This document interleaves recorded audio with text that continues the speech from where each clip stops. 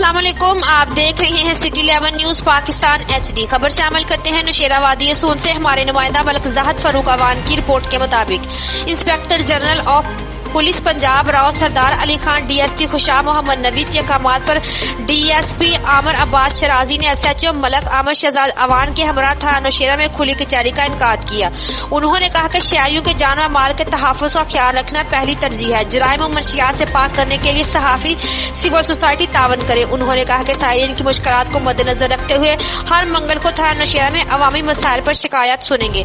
मौजूदा थाना का कयाम और थाना नौशेरा में DSP ऑफिस जबकि थाना नौशेरा को नई बिल्डिंग में मुंतकिल किया जाएगा, जिसके लिए 22 करोड़ की ग्रांट को मुंतखब की गई। तकबीर चौक की ट्रैफिक रश को कंट्रोल करने के लिए स्कूल के प्रिंसिपल से मीटिंग करके स्कूल टाइम को तब्दील किया जाएगा।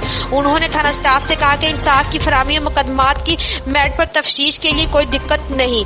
गश्त का मौसम निजाम अंदराज मुकदमे में कोई कोताही बर्दाश्त नहीं की जाएगी। उन्होंने साइरिन के मसले सुनकर मेरिट पर हल करने के लिए अहकामात दिए। इस मौका पर SHO मलक आमर शहजाद अवान, मलक मोहम्मद फयाज, मोहम्मद रमजान स्टाफ थाना मौजूद थे। अहले इलाका ने SHO मलक आमर शहजाद की टीम को कारकर्दगी को सराहा।